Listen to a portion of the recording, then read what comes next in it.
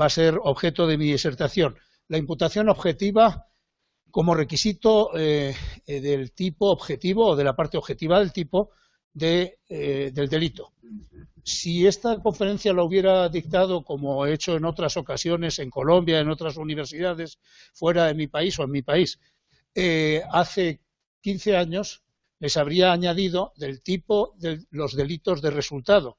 Pero debo avisarles que en la doctrina científica actual se va imponiendo cada vez más la tesis, y así la acojo yo en la segunda edición de mi manual, publicada hace 2 años, que la imputación objetiva es un requisito del tipo que se elaboró pensando en los delitos de resultado como requisito normativo adicional al de la relación de causalidad, pero que luego se ha percibido que los 2 grandes requisitos de la imputación objetiva, el primero, la adecuación del curso de los acontecimientos, o sea, la previsibilidad objetiva y la idoneidad para poder producir un hecho típico. Eso es, dicho en otros términos, la peligrosidad, la creación de un riesgo relevante por parte de la acción, que ni más ni menos eso es la adecuación. Y el segundo gran requisito, que es el que el hecho producido encaje en el fin de evitación de la norma, son requisitos que valen tanto para los delitos de resultado como para los delitos de pura actividad o de mera conducta. Y, por tanto, la imputación objetiva es un requisito objetivo del tipo de todos los delitos. Hay que decirlo esto porque en la primera edición de mi manual yo decía que era peligroso ampliar la imputación objetiva a los delitos de mera actividad. Pues no es peligroso, es lo coherente. Bueno, dicho esto, la imputación objetiva no voy a entrar ni me voy a extender ni en sus orígenes ni en el primero de sus requisitos, el de la adecuación o creación de un riesgo relevante de peligrosidad de producción de un hecho delictivo.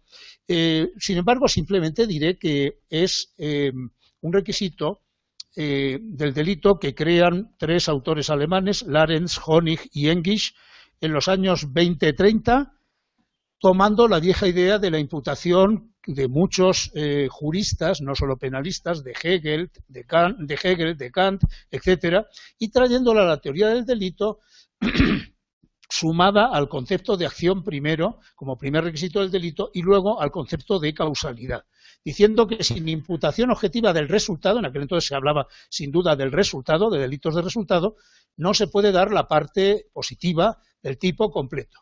Esa teoría inicialmente en los años 20-30 era minoritaria, pero a lo largo de los años 50-60 en la doctrina alemana se va haciendo cada vez más mayoritaria y es nuestro común maestro alemán, el genio mayor del derecho penal que yo creo que ha tenido el siglo XX después de Franz von Liszt, sin desmerecer a un penalista tan genial como fue el creador del finalismo, Hans Welzel, pero desde luego en la segunda mitad del siglo XX y en su conjunto Klaus Roxin es una cabeza absolutamente privilegiada y única. Y por cierto, llevamos ya 2 décadas del siglo XXI y Klaus Roxin con sus 83 años sigue con la mente lúcida y sigue conferenciando por todo el mundo. Es un privilegio verle. Pues bien, Klaus Roxin fue el gran difusor de la teoría de la imputación objetiva y el que la desarrolló.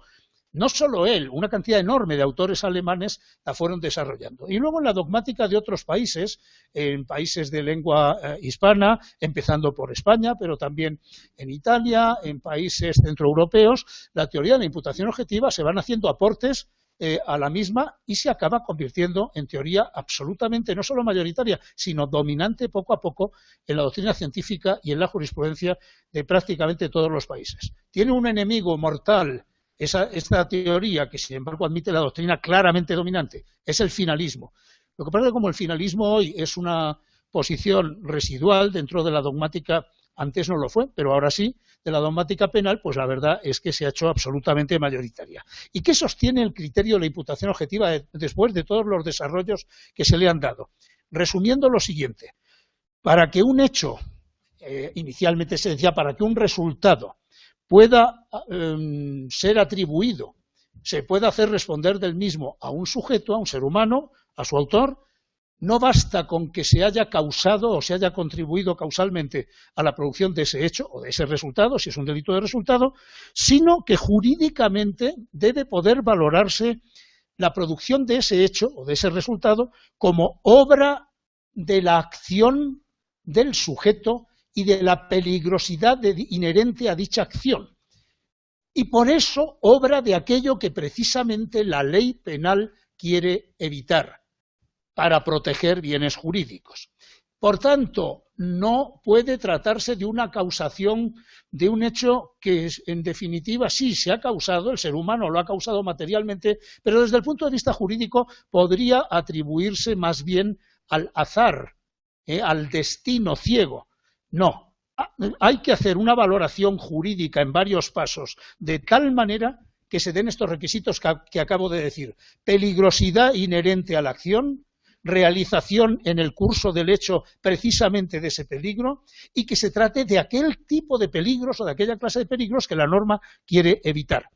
Esto ha dado lugar a los dos grandes requisitos que les acabo de anticipar, que se exigen para la imputación objetiva: la creación de un riesgo relevante, también llamada adecuación de la acción y del curso causal, que es lo mismo, creación de algo, de un curso causal previsible, objetivamente previsible, con el que se puede contar. Eso significa que ahí hay peligrosidad, hay riesgo.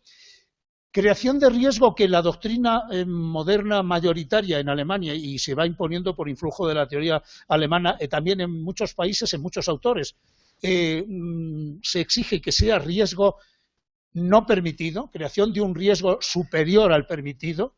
O sea, se mezcla aquí la teoría del riesgo permitido con la teoría de la imputación objetiva, y que precisión esta, o forma de entender este primer requisito: creación de un riesgo desaprobado, jurídicamente desaprobado, un riesgo, por tanto, no permitido. Es una posición que personalmente no comparto, porque creo que el criterio del riesgo permitido debe examinarse entre las causas de exclusión de la tipicidad en unos casos o de justificación en otros. Es un tema muy complejo, en el que aquí no se puede entrar, pero bueno, en definitiva el resultado acaba siendo el mismo. Si hay riesgo permitido no hay responsabilidad penal. Si se supera el riesgo permitido puede haber responsabilidad penal, pero creo que el lugar idóneo para tratar la superación del riesgo permitido no es la imputación objetiva. La imputación objetiva basta con crear un riesgo mínimamente relevante, que a lo mejor está dentro de los márgenes del riesgo permitido. No importa, con eso ya podría haber imputación objetiva.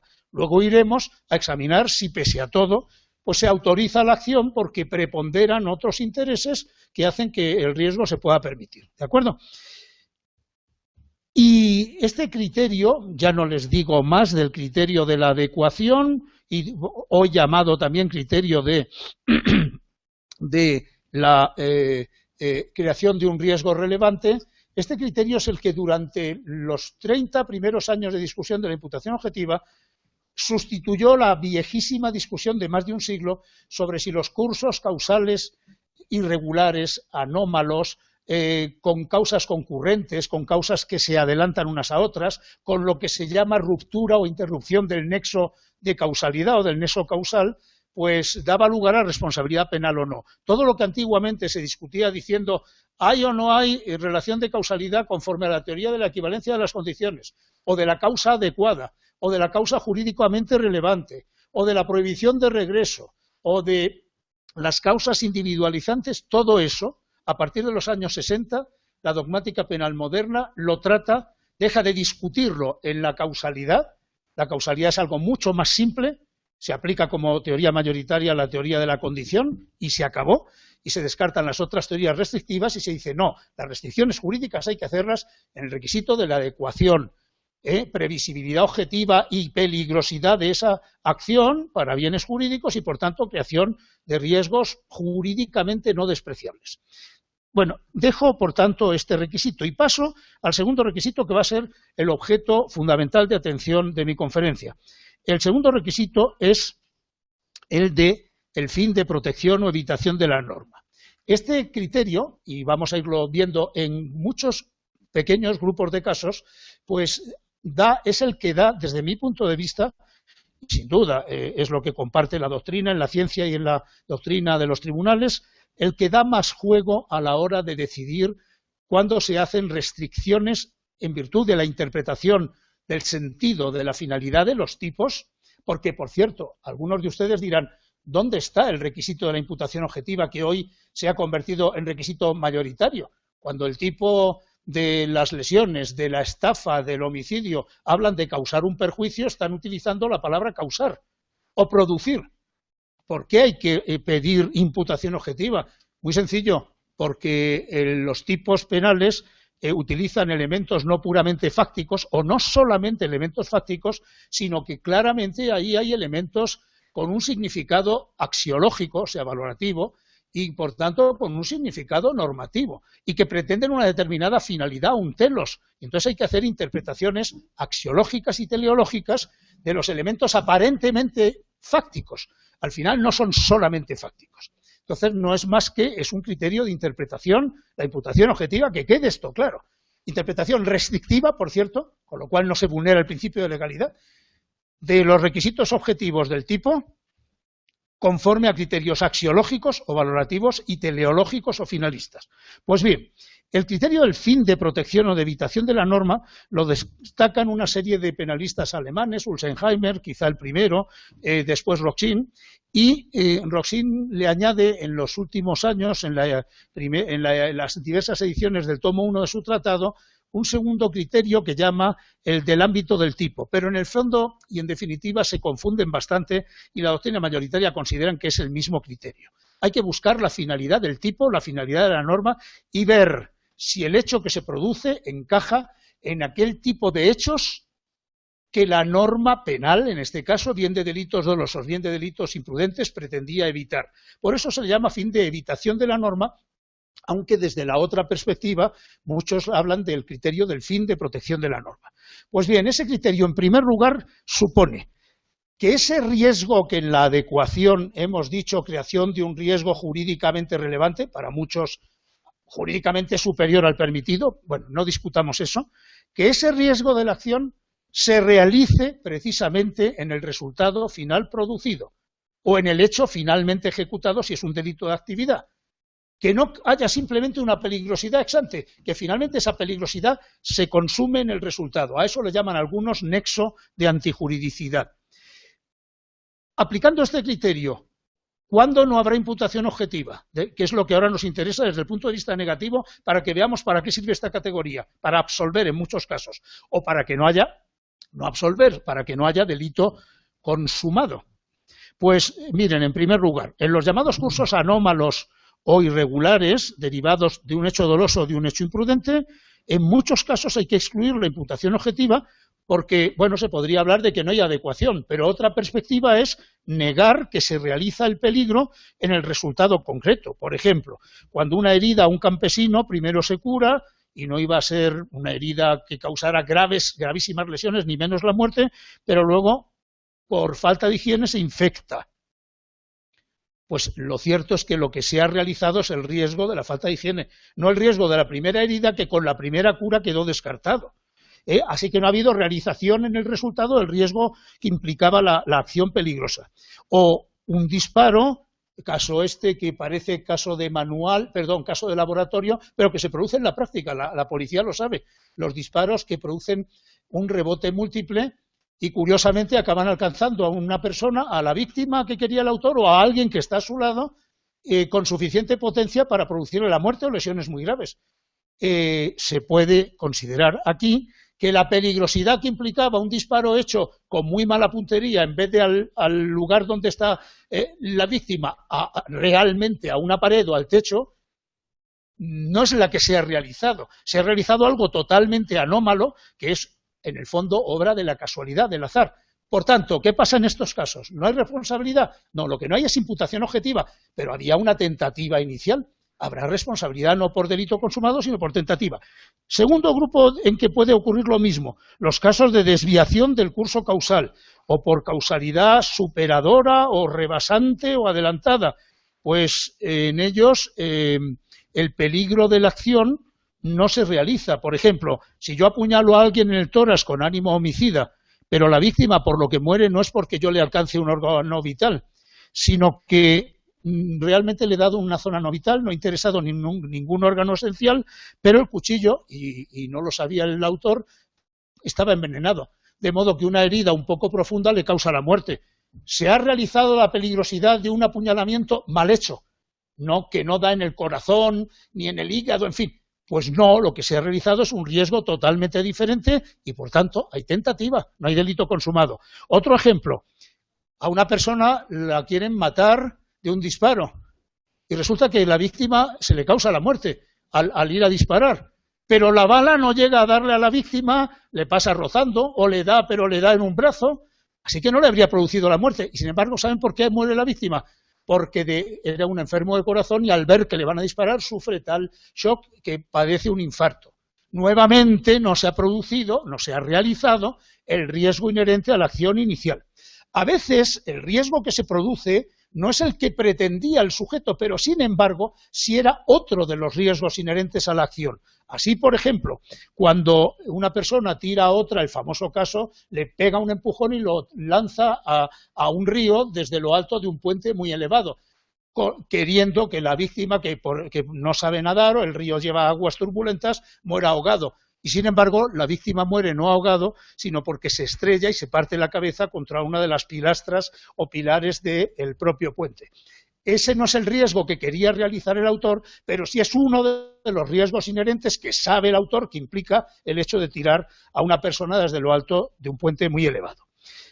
Más casos, estos simplemente mencionados telegráficamente, los llamados casos de dolus generalis, ocurre exactamente igual.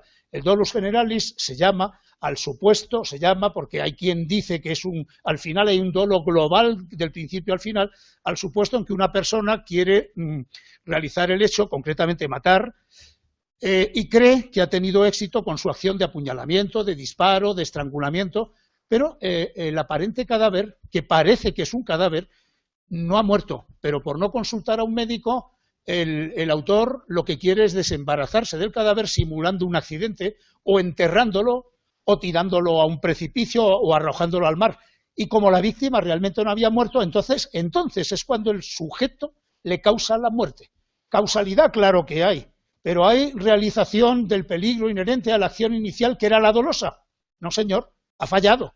Hay una tentativa o delito frustrado, como ustedes quieran, una tentativa fracasada de matar. ¿Cuándo se realiza el peligro? Pues en la segunda acción, que es la peligrosa, si alguien que realmente no está muerto lo enterramos, le causamos la muerte. Si lo tiramos por un precipicio, le causamos la muerte. Si simulamos un accidente de circulación haciendo chocar brutalmente al carro donde se pone a esa persona que creíamos que estaba muerta con una pared, ahora le causamos la muerte. Pero esa segunda acción, que sí es la peligrosa y sí es la que realiza el peligro, no tenía dolo. Por tanto, en este caso hay una tentativa inicial, pero el resultado final no se le puede imputar a esa tentativa dolosa, sino a una acción imprudente, que es la que hay al final.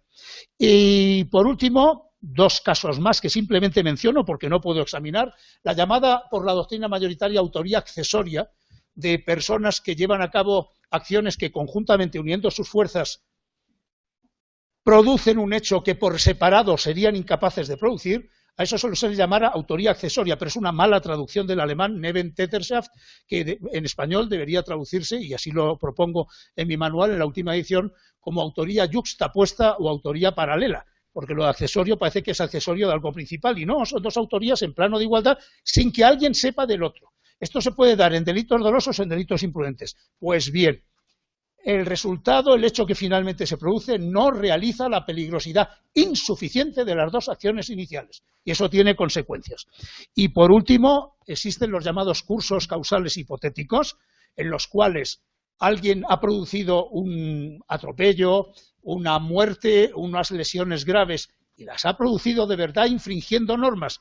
Pero los abogados ponen de manifiesto que aunque hipotéticamente hubiera llevado a cabo la misma conducta lícita, hecha sin infringir normas, probablemente, muy posiblemente, se habría producido el hecho igual. Pues bien, en estos casos, que hay mucha discusión sobre cómo se resuelven, hay que decir, desde mi punto de vista, que lo que falla es el criterio de la realización del peligro. No se realiza el peligro y, por tanto, no se cumple el criterio del fin de la norma. Y paso a la última parte de los casos del fin de la norma. Hay casos que ya no tienen que ver con la no realización del peligro, sino que directamente el hecho que se produce no encaja en el fin de evitación de la norma. en las últimas décadas es el criterio que más discusión está produciendo. Voy a mencionar de modo casi telegráfico, porque no tenemos tiempo, desgraciadamente, para detenernos un poquito en ellos. Supuestos que, según la doctrina, puede que no encajen en el fin de la norma, bueno, hay discusión en algunos de ellos y hay parte de la doctrina que opina que sí. Primero, los llamados segundos daños. ¿Cuál es el supuesto de segundos daños? El supuesto paradigmático es en un choque en la autopista entre un carro que hace alguna imprudencia con otros vehículos que chocan con él, quedan varios vehículos formando un tapón, un trancón en la autopista, y en ese momento en ese primer choque inicial, ha habido a lo mejor un muerto, o ni siquiera, ha habido heridos, ha habido daños en los automóviles, pero nada más. Y llega posteriormente uno o dos vehículos a gran velocidad y, a pesar de que deberían haber visto que hay un accidente, no reducen a tiempo, impactan violentísimamente contra los vehículos que están parados, y eso sí que produce muertes de varios de los ocupantes o pasajeros, incluso unos que están en los vehículos, otros que se habían bajado del vehículo y estaban entre dos carros y son aplastados. Este segundo daño se le imputa, por supuesto, al conductor negligente, que debería haber detenido a tiempo y no lo ha hecho, pero se le imputan también al primer conductor, al primer automovilista que produjo el accidente inicial. Debe responder también de estas segundas muertes, no solo civilmente, sino penalmente. Pues hay un sector de la doctrina que dice que esas segundas muertes no encajan en el fin de protección de la norma. Yo personalmente no lo creo. Creo que sí que encajan en el fin de la norma, pero bueno, aquí hay discusión. Otro caso muy discutido: daños o resultados sobrevenidos muy posteriormente a la acción. Son los llamados resultados diferidos en el tiempo. Como consecuencia de accidentes laborales o como consecuencia de infecciones de enfermedades infectocontagiosas muy peligrosas, una persona contrae una enfermedad que no le produce la muerte ni el día que la contrae, ni la semana, ni al mes, sino al cabo de 1, 2, 3, 5 u 8 años. Por tanto, se produce el resultado muy diferido en el tiempo.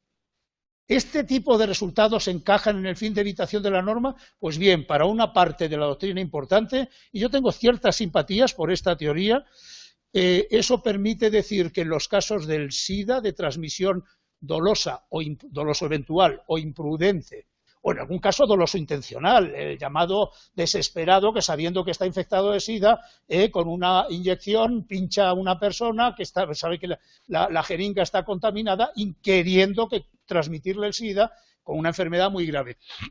Si se acaba produciendo el resultado muerte muchos años después, ¿le es imputable a la acción? Para quienes defienden, yo tengo simpatías, insisto, que la ley no pretende incluir en el tipo del homicidio, en la finalidad de la ley, ese tipo de resultados diferidos al cabo de muchos años. No solo el caso del SIDA, en casos de accidentes laborales que producen secuelas en la salud del sujeto, que se va agravando y que al cabo de 8 o 10 años acaba muriendo.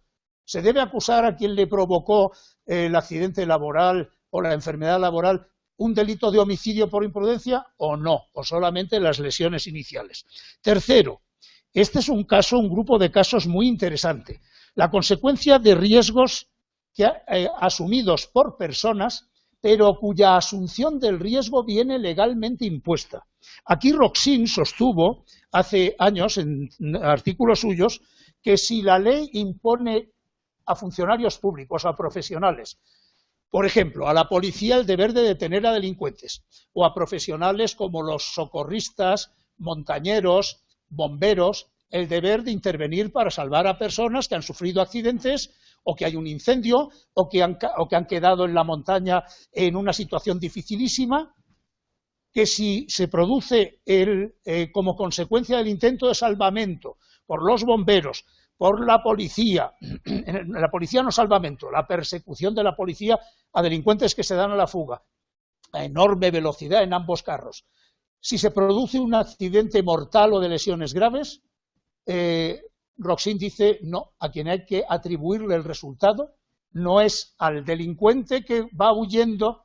Si se matan policías, es la ley quien debe asumir la responsabilidad, porque la ley obliga a la policía a que detenga a los delincuentes, aunque sea jugándose la vida.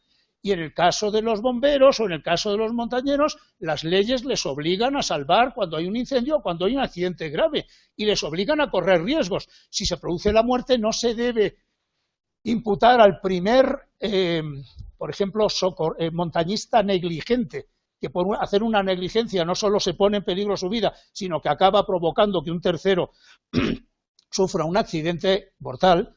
No, debe ser la ley quien responda. Posteriormente, Roxin se da cuenta de que esto no es del todo correcto y dice, no, en el fondo, en la mayoría de estos casos, la policía realmente no está obligada a llegar al límite de poner en riesgo su vida. Si lo hacen voluntariamente. Este es un caso de asunción voluntaria de riesgo. Por tanto, yo provoco una autopuesta en peligro.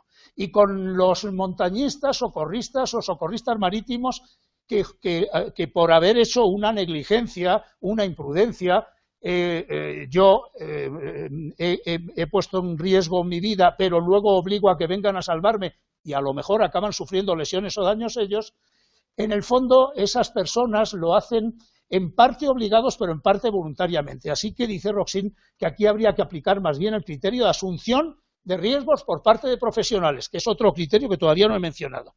Pues bien, a mi juicio, en el caso de los incendios de los bomberos, 5 minutos, en el caso de los incendios de los bomberos, sí que impone la ley que el bombero tenga que intervenir para salvar, llevando a cabo acciones peligrosísimas, incluso a riesgo de su vida.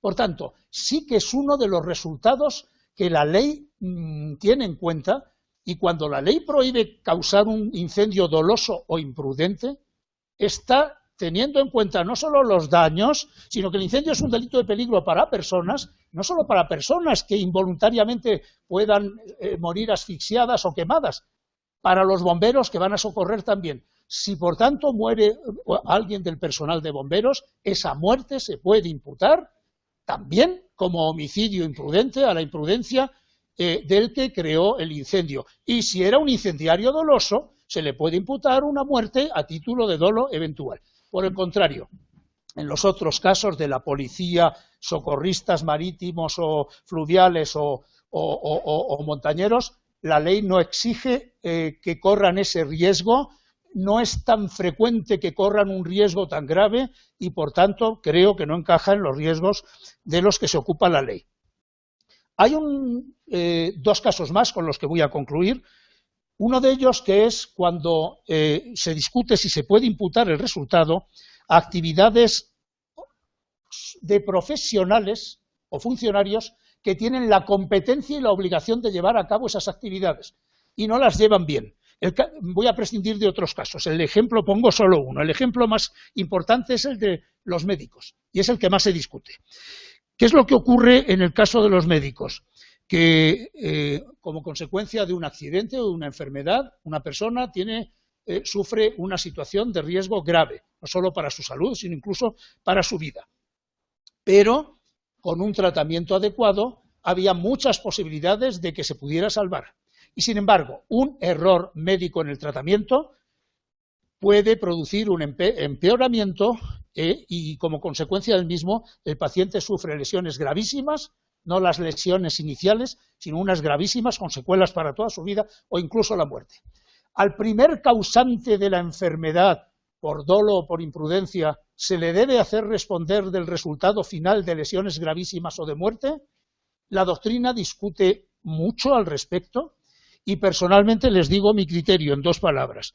Si la intervención del médico es una intervención errónea activa, esa intervención activa errónea crea un nuevo peligro distinto del inicial y el resultado de muerte o de lesiones gravísimas se debe precisamente a este segundo riesgo creado por el médico. Por consiguiente, no se puede imputar objetivamente a la primera acción inicial. Si por el contrario lo que hay es una omisión, entonces hay que distinguir. En la mayoría de las omisiones, lo que verdaderamente acaba desembocando en el resultado gravísimo final es la conducta inicial dolosa o imprudente, peligrosa.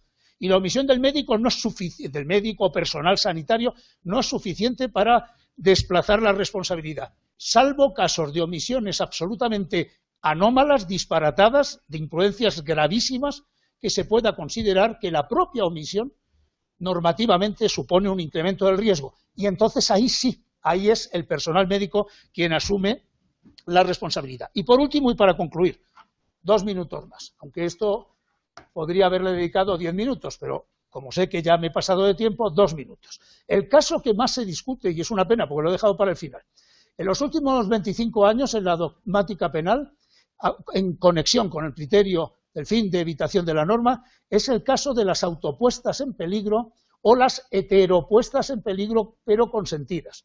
Heteropuesta en peligro quiere decir puesta en peligro ajena, yo pongo en peligro a heteros, a un otro, pero este consiente. Hay una discusión muy grande, hay una parte de la doctrina que ha dicho que estos son casos en que si la víctima finalmente sufre un resultado dañoso o de muerte y ha corrido riesgo, hay una parte de la doctrina que dice que actúa a su propio riesgo y que se le debe imputar. Hay una parte de la doctrina, la victimodogmática, que dice que cuando la víctima no toma medidas para protegerse suficientemente, y no solo en delitos contra la vida, sino en delitos sexuales o en delitos contra la propiedad o contra la esfera íntima, él sabrá, él está poniendo en riesgo su libertad sexual, su intimidad y, por tanto, pues responde del resultado y el agresor quedaría, según esto, impune. Esto es alucinante y equivocado. Y, por último, hay posiciones intermedias de las cuales mi maestro Roxin ha defendido la que, como muchas veces hace, es probablemente la posición más inteligente, pero que creo que tiene un pequeño fallo. Roxin dice, si el tercero se limita a participar en una autopuesta en peligro, pero quien verdaderamente se pone en peligro a sí mismo es la víctima, la conducta del tercero, por mucho que favorece la autopuesta en peligro, no es susceptible de imputación objetiva. El resultado finalmente producido no encaja en el fin de la norma. ¿Y por qué? El argumento de Roxin es el siguiente. Dice, en derecho alemán, no ya la autopuesta en peligro, sino la autolesión más grave, que es la muerte o las autolesiones corporales, son impunes. Aplicando las reglas de la participación, participar en un hecho atípico es impune. Y como la ley no ha creado un delito de participación en la autolesión ni de participación en el suicidio, entonces argumento de Roxin, argumento a maiore ad minus, de mayor a menor. Si participar y ayudar, no en una autopuesta en peligro, sino nada menos que en una autolesión de la integridad corporal o autolesión de la vida, suicidio, es impune, tiene que ser impune con mayor motivo la participación en la simple autopuesta en peligro. Claro, esto no vale para el Código Penal español o para el Código Penal colombiano, que castigan la inducción y el auxilio o ayuda al suicidio, ¿verdad? Por tanto, este argumento de Roxin ya no vale. Roxin da otros argumentos, pero en definitiva, al final él dice con otros argumentos que si simplemente yo participo en una autopuesta en peligro que la hace la propia víctima, yo debo quedar impune. Si por el contrario yo pongo en peligro, puesta en peligro ajena de otro, heteropuesta en peligro a un tercero, por mucho que él consienta, entonces sí que se me imputa los resultados que sufre ese tercero, hay imputación objetiva. Y por último dice Roxin, y esta es la aportación genial de Roxin, dice, pero hay heteropuestas en peligro en que realmente soy yo quien pongo el peligro al otro y el otro se limita a consentir, que normativamente equivalen a una simple participación en una autopuesta en peligro. Y dice Roxin, ¿y eso cuándo es? Pues cuando la víctima, el que consiente, conoce el peligro exactamente igual, tiene el mismo grado de conocimiento del peligro que el autor que le está colaborando con él. Personalmente, y este es el fin de mi conferencia, he defendido en un artículo publicado hace 4 años en varias revistas, si buscan en internet lo pueden encontrar, que no basta con el criterio de Roxin del conocimiento por parte de la víctima. Lo que importa, y esta es la aportación mía desde el punto de vista de los requisitos, es que la víctima, en esos casos, tiene que tener el control objetivo del riesgo. Y les voy a poner un solo ejemplo que demuestra que Roxin y yo llegamos a resultados uno solo. Que llegamos a resultados distintos. Hay un caso muy famoso en Alemania, es el caso de los autosurfistas, los que hacían surfing a bordo de automóviles. Y dirán ustedes, ¿cómo que hacían surfing? Sí, hacían lo mismo que las tablas del surfing, se subían en el techo del carro, se agarraban como podían al techo y le decían al conductor, venga, maneja y a correr y a dar vueltas a ver si aguanto y no me caigo. Muchos de estos casos, desgraciadamente, acabaron con caídas espectaculares, con accidentes de partirse la columna vertebral, de quedar tetrapléjicos o de producir muertes. Roxin dice, el grado de conocimiento de las víctimas es el mismo que el del conductor. Por tanto, aunque aparentemente esto es una heteropuesta en peligro consentida, dice Roxin, no, el conductor simplemente participa en una autopuesta en peligro de la víctima. Así que el conductor debe quedar impune, no se le puede castigar por un delito de homicidio o de lesiones imprudentes. Yo simplemente por intuición, cuando leí este caso, dije, esto está mal. Y eso es lo que me llevó, y dije, no señor, aquí lo que cuenta es, ¿quién controla el curso del hecho? La víctima que está sufrida, que hace una barbaridad, pero agarrado al techo del vehículo, ¿controla el riesgo? Pues no lo controla, porque una vez que va el coche en marcha, por mucho incluso que quisiera decir para, no le van a oír. Y además no se agarra bien. Como no lo controla, esta es una heteropuesta en peligro en la que claro que hay imputación objetiva y por tanto responsabilidad penal. Nada más y muchísimas gracias.